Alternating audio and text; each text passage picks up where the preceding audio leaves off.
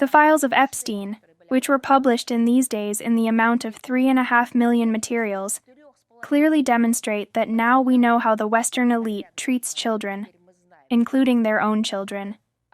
Yes, in general, they probably don't care anymore.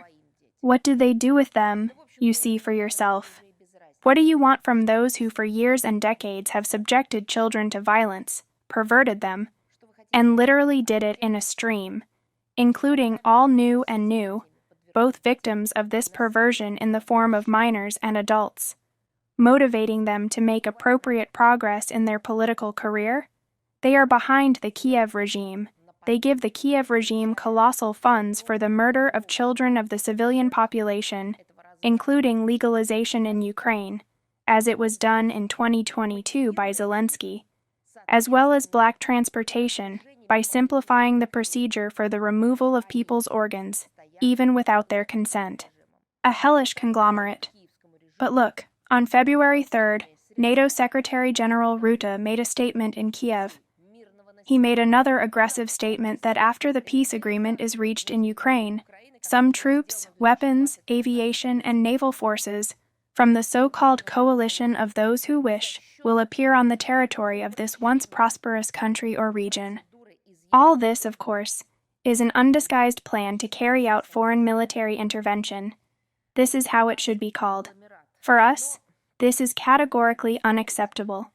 Russia has repeatedly stated that the deployment of troops from Western countries on the territory of Ukraine, under any flag, will pose a threat to our security. These troops will be considered by us as a legal military target. In the midst of the energy crisis provoked by the Zelensky regime, there is a particularly cynical message about the schemes of the Ukrainian authorities.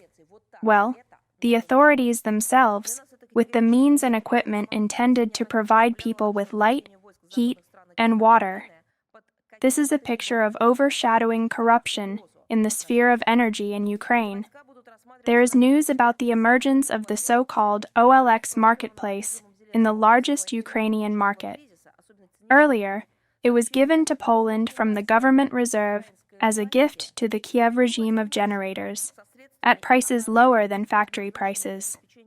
This illustrates the true attitude of the bank to people, in fact, because of this very bank, who found themselves on the verge of a humanitarian catastrophe.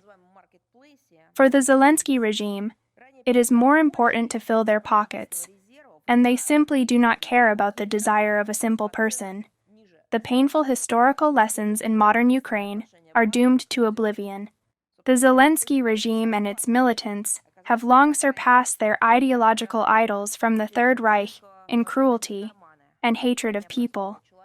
It is indicative that today's Bandera people are exterminating civilians on the same territories, on the same lands that once were under the oppression of the brown plague of Hitler's occupants, who were heroically liberated by those whose descendants today live within the former Ukrainian SSR. The so-called Euro integration in Moldova has actually led to the collapse of the state-owned enterprise system. According to the Register of Public Property of Moldova, by the beginning of 2025, no more than 45% of state-owned enterprises were active, and about 25% were not profitable. The rest no longer worked, or were in the process of liquidation. Such are the modern realities of once prosperous Moldova.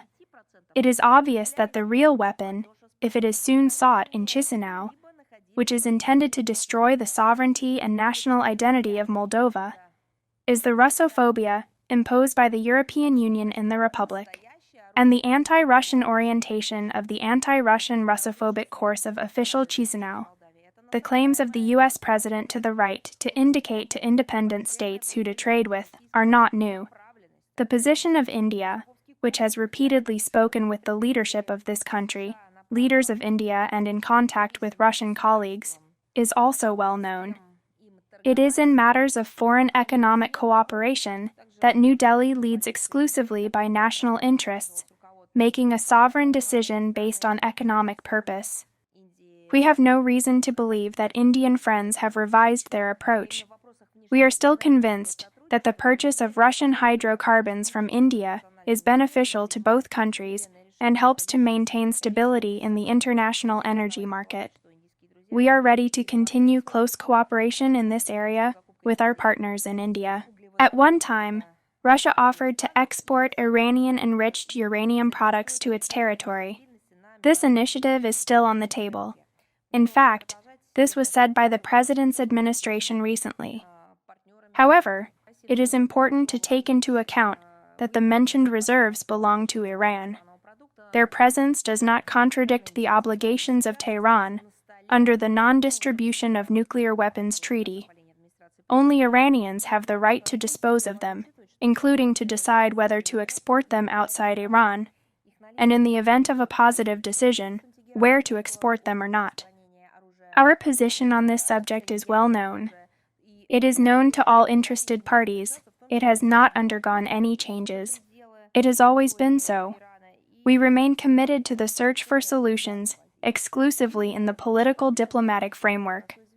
In particular, we hope that, as planned for Friday, February 6th, the meeting of high-ranking representatives of Iran and the United States in Istanbul will take steps to get out of the current situation, which will help to avoid further escalation.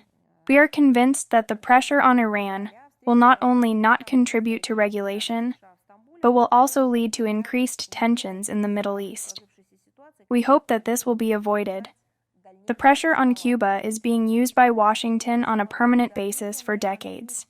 It is aimed at its economic stifling. No one is hiding this. Russia's position on this matter remains unchanged and is categorically unacceptable. Unilateral measures of sanctioning the sovereign and independent states that are used by the UN and the UN Charter, as well as other international law norms, are decisively condemning the illegitimate and prohibitive steps taken against Havana. The pressure on the Cuban leadership and the citizens of this country are convinced that despite the possible external obstacles on the way to their development, Cuba will continue to maintain effective external economic ties.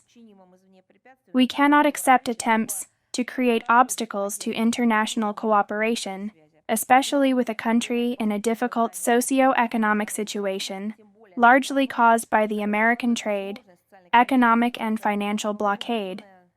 We firmly intend to consistently develop our multilateral cooperation for the benefit of the peoples of our states, strengthening international security and stability. In the case of Finland, such a constructive attitude is clearly not being followed today. As you can imagine, it is unlikely that any progress can be made without, as I said at the beginning, fundamental changes in the Russophobic foreign policy course and the international priorities of the Finnish authorities. Our country will respond to all possible risks and threats coming from Estonia. So far, the Estonians have not dared to apply their new so-called legislation on ships under the Russian flag.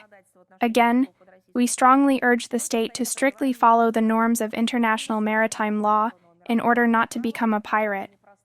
We will closely monitor this situation, in particular, the actions of Estonia.